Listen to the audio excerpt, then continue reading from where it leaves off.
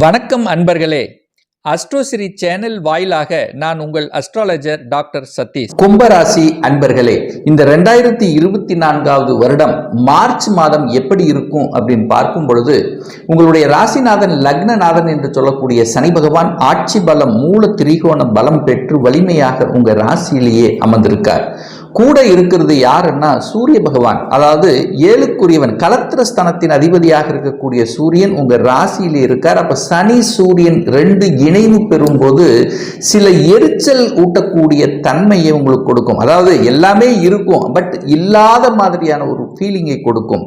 ஒரு மாதிரியாக, அதாவது ஒரு மனக்குழப்பம் என்கின்ற தன்மையில் இருக்கும். தெளிவான முடிவு எடுக்க முடியாத சூழ்நிலை ஒரு சிலருக்கு உருவாகக்கூடிய தன்மை. அப்போ நீங்க எந்த ஒரு முடிவு எடுத்தாலும் உங்களுடைய மனைவி அல்லது உங்களுடைய குடும்ப உறுப்பினர் கலந்து ஆலோசித்து ஒரு முடிவு எடுக்கக்கூடிய தன்மை தான் உங்களுக்கு சிறந்தது அப்படின்னு சொல்லுவேன். அதே சமயத்தில் பார்த்தீங்கன்னா இந்த செவ்வாய் பகவானும் பார்த்தீங்கன்னா உங்களுடைய ராசியில அமரப் போகிறார். அப்போ சனி செவ்வாயினுடைய இணைவு இருக்கும் போது அது 7ஆம் இடத்தை பார்க்குதல்லவா, அப்போ கொஞ்சம் கோபம் ஆக்ரோஷம் என்பது அதிகமாக இந்த காலகட்டம் இருக்கும். அதாவது பிடிவாத தன்மை இருக்கும் அப்படிங்கறது சொல்றேன். அப்ப அந்த பிடிவாத தன்மையை நீங்க கொஞ்சம் விலக்கி வைப்பது இந்த காலகட்டம் உங்களுக்கு சிறப்பை ஏற்படுத்தி கொடுக்கும். அதை விட உங்களுக்கு ஒரு சிறப்பு அப்படின்னா, உங்க ராசிக்கு யோகத்தை தரக்கூடிய அந்த சுக்கிர பகவான் இந்த மார்ச் 7ஆம் தேதி உங்க ராசியில அமர்கின்ற காரணத்தால சில விஷயங்களில் உங்களுக்கு ஒரு சாதகமான தன்மையைத்தான் உங்களுக்கு தரும். ஏன்னா யோகத்தை தரக்கூடிய அந்த சுக்கிரன், ஒரு கேந்திரத்துக்கும் ஒரு கோணத்துக்கு அதிபதியாக இருக்கக்கூடிய சுக்கிரன் உங்க ராசியில இருக்கிறதுனால திடீரென்று சில நல்ல விஷயங்கள் உங்களுக்கு நடைபெறக்கூடிய தன்மை.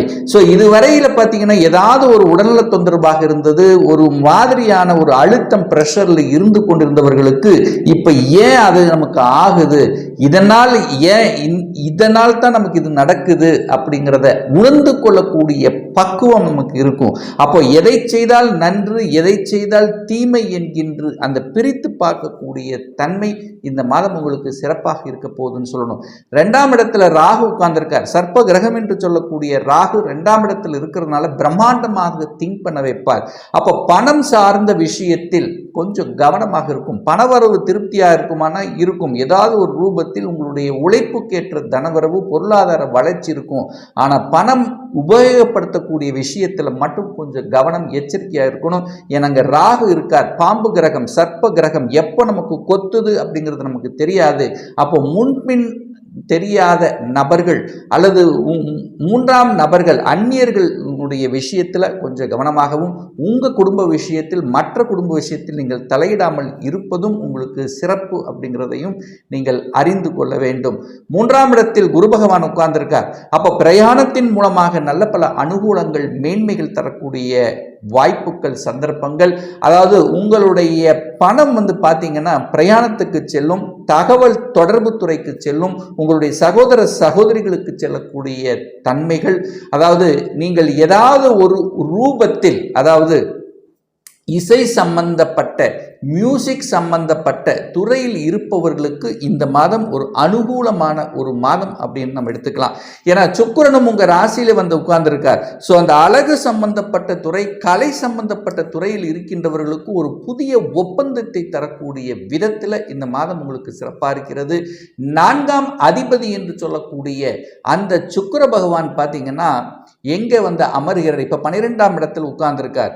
ஆனா இந்த மாதம் 7ஆம் தேதி, மார்ச் 7ஆம் தேதி உங்க ராசியிலேயே அமர்ந்து கொண்டு நிச்சயமாக நீங்கள் எடுக்கக்கூடிய அந்த சுகஸ்தானத்தை பெருக்கக்கூடிய அந்த தன்மைக்கு உங்களுக்கு சாதகமான தன்மை. அதாவது ஒரு சிலருக்கு வண்டி ரிப்பேர் ஆகிட்டே இருக்கு, பழுதாகி கொண்டே இருக்கிறது, ஒரு மாற்றம் செய்யணும் அப்படின்னு இருக்கிறவர்களுக்கு மாற்றத்தை செய்யக்கூடிய தன்மைகள். அதே சமயத்தில் பார்த்தீங்கன்னா வீடு கட்டி பாதியிலேயே நிற்கிது, ஏதாவது ஒரு ரூபத்தில் கஷ்டங்களை கொடுத்து கொண்டிருந்தா இப்போ இந்த மாதத்திலிருந்து அதை எடுத்து செயல்படுத்தக்கூடிய தன்மைகள். அப்போ என்ன, சுப செலவுகளை செய்து கொள்ளலாம். ஏதாவது ஒரு ரூபத்தில் செலவு அப்படிங்கிறது இருக்கும் அல்லவா, அப்போ நீங்க சுப செலவுகளை செய்து கொள்வது உத்தமம் அப்படிங்கிறதையும் ஞாபகத்தில் வைத்துக் கொள்ளுங்கள். 5ஆம் அதிபதியாக இருக்கக்கூடிய புதன் பகவான் உங்க ராசி ராசியிலேயே இருக்க போகிறார். அதன் பிறகு 7ஆம் தேதி 2ஆம் இடமான குடும்பஸ்தானத்தில் வந்து அமர்கின்ற காரணத்தால் நீங்கள் குழந்தைகளுக்காக செலவு செய்யக்கூடிய தன்மை, உங்களுடைய பணம் குழந்தைகளுக்கு இதுக்காகவும் அல்லது படிப்புக்காகவும் அல்லது வேற ஏதாவது ஒரு வெளிநாட்டு பயணத்துக்காகவும், ஸோ இந்த மாதிரி குழந்தைகளுக்கு ஒரு நல்லவைகள் நடக்கக்கூடிய ஒரு மாதமாக உங்களுக்கு அமைகிறது. எதிர்ப்பு, பகை இந்த மாதிரியான இடத்துக்கு மட்டும் நீங்கள் செல்லக்கூடாது அப்படிங்கிறத ஆழமாக மனதில் பதிவு வைத்துக் கொள்ளுங்கள். வம்பு வழக்கு சம்பந்தப்பட்ட விஷயங்கள், எதிர்ப்பு பகை சம்பந்தப்பட்ட விஷயத்துக்கு நீங்கள் போக வேண்டாம் அப்படிங்கிறதையும் மனதில் பதிய வைத்துக் கொள்ளுங்கள். அதே சமயத்தில் கூட்டு தொழிலில் இருக்கின்றவர்களுக்கு உங்களுடைய கணக்கு சார்ந்த விஷயங்கள் சரியாக வைத்துக் கொள்வது உங்களுக்கு சிறப்பை ஏற்படுத்தும். ஏன்னா சனியும் செவ்வாயும் ஒருங்கு இணைந்து கொண்டு 7ஆம் இடத்தை பார்க்கறதுனால ஏதாவது ஒரு ரூபத்தில் வந்து உங்களுக்கு ஒரு தொந்தரவு, அதாவது எதிர்பாலினத்தினர் மூலமாக உங்களுக்கு தொந்தரவு வருவதற்கான வாய்ப்புகள் அதிகமாக இருக்கிறது. ஸோ அந்த விஷயத்தில் கொஞ்சம் கவனமாக இருக்கணும். 8ஆம் இடம் கேதுவாக இருக்கிறதுனால உங்களுக்கு ஏதாவது உடலத்தில் ஏதாவது ஒரு தொந்தரவு செய்வதும் போல ஒரு ஃபீலிங்கை உங்களுக்கு கொடுத்து கொண்டிருக்கும். என கேதுங்கிறது யாரும் புரிந்து கொள்ள முடியாத கிரகம். அது 8ஆம் இடத்தில் இருக்கின்ற காரணத்தால் நிச்சயமாக உங்களுக்கு அதாவது தலைவலி அப்படிங்கிறது அதிகமாக இருக்கும். என சனி சூரியன் அங்கே இணைவு பெற்றிருக்கு. அதே சமயத்தில் பார்த்தீங்கன்னா அந்த செவ்வாயும் அந்த இணைந்து கொண்டு இருக்கிறதுனால தகப்பனர் மூலமாக அல்லது தகப்பன் வர்க்கத்தின் மூலமாக சின்ன தொந்தரவு வருவதற்கான வாய்ப்புகள். ஸோ பாகப்பிரிவினை இந்த மாதிரியான விஷயத்துக்கு செல்லாமல் இருப்பது இந்த காலகட்டம் உங்களுக்கு உகந்தது அப்படின்னு சொல்லுவேன். 9ஆம் இடத்தை, அதாவது பாக்கியஸ்தானத்தை வந்து அந்த குரு பகவானுடைய பார்வை இருக்கின்ற காரணத்தால் பிரயாணங்கள், தூரதேச பிரயாணங்கள், அதாவது ஸ்டேட் டு ஸ்டேட் மாறுறது, ஸோ இந்த மாதிரியான விஷயங்கள் எல்லாமே உங்களுக்கு சால சிறந்ததாக இருக்கும். ஒரு சிலருக்கு வந்து பார்த்தீங்கன்னா ரிசர்ச் சம்பந்தப்பட்ட துறையில் வந்து நாட்டம் அதிகமாக இருக்கும். ஸோ அந்த துறையின் மூலமாக நீங்கள் எதை கண்டுபிடிக்கணும்னு நினைக்கிறீங்களோ அதனுடைய ரிசல்ட் கொடுக்கக்கூடிய ஒரு நல்ல மாதமாக தென்படுகிறது. அதே சமயத்தில் பார்த்தீங்கன்னா வேலையில் 10ஆம் இடத்து அதிபதி 12ல் இருக்கிறதுனால இன்னொரு தொழிலை செய்யணும், ஏன்னா தனக்கு 3ஆம் இடத்தில் இருக்கிறதுனால அது உச்ச பலத்தோடு இருக்கிறதுனால ஒரு சொந்த தொழில் செய்யணும் அப்படிங்கிற எண்ணங்கள் உங்களுக்கு அதிகமாக ஏன்னா வேலையில் இருப்பவர்களுக்கு வேலைப்பளு அதிகமாக இருக்கும். ஒரு மாதிரியான அழுத்தம் பிரஷர் இருக்கும் போது நான் போய் ஏன் இந்த மாதிரி வேலையில் இருக்கணும், ஒரு சொந்தமாக ஒரு தொழிலை செய்யணும் அப்படிங்கிற உந்துதல் இந்த காலகட்டம் உங்களுக்கு வரும். ஆனால் இப்போ வேலையை, அதாவது தொழிலை ஆரம்பிப்பது என்பது அவ்வளவு ஒரு சாத்தியமான தன்மை கிடையாது. என மனம் என்பது குழம்பிக் கொண்டே இருக்கக்கூடிய தன்மை ஏற்படுத்துறதுனால இப்போ இந்த காலகட்டம் சொந்த தொழில் ஆரம்பிக்கிறவங்க கொஞ்சம் தள்ளி வைக்கிறது நல்லது. இந்த ஜென்ம சனி காலம் முடிந்த பிறகு நீங்கள் சொந்த தொழிலை ஆரம்பித்துக் கொள்ளலாம். வேலையில் இருப்பவர்கள் கூட மாறணும் என்கின்ற எண்ணம் உங்களுக்கு வந்ததுன்னா இன்னொரு வேலையை அமைத்து கொண்டு மாறுவது தான் சிறப்பு. அவசரப்பட்டு கோபப்பட்டு ஆக்ரோசப்பட்டு வேலையை மட்டும் இப்போ விட்டு விடாதீர்கள் அப்படிங்கிறதையும் ஞாபகத்தில் வைத்துக் கொள்ளுங்கள். இந்த ஜென்ம சனி காலகட்டத்தில் 11ஆம் இடத்தை, அதாவது லாபஸ்தானத்தை குரு பகவான் பார்க்கின்ற காரணத்தால ஏதாவது ஒரு ரூபத்தில் உங்களுக்கு தனம் உங்களுக்கு வந்து கொண்டே இருக்கும். இன்னைக்கு தீர்ந்துருச்சு அப்படின்னா கூட நாளைக்கு ஏதாவது ஒரு ரூபத்தில் உங்களுக்கு தனம் கிடைக்கும் அப்படிங்கிறதையும் ஞாபகத்தில் வைத்துக் கொள்ளுங்கள். 11ஆம் இடம் என்பது உங்களுக்கு ஒரு சச்சங்கங்கள்.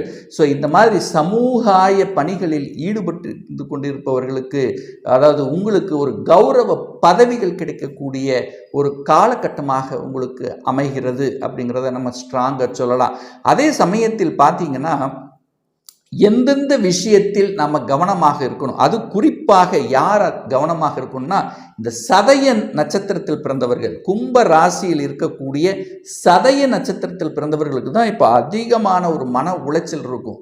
எல்லாமே இருக்கும், பட் ஏதாவது ஒரு ரூபத்தில் குடும்ப ரீதியாக, தன ரீதியாக, பொருளாதார ரீதியாக உங்களுக்கு கூட பிறந்தவர்கள், அதாவது இரத்த சொந்த பந்தங்கள் மூலமாக ஏதாவது ஒரு மன அழுத்தத்தை உங்களுக்கு கொடுக்கும்.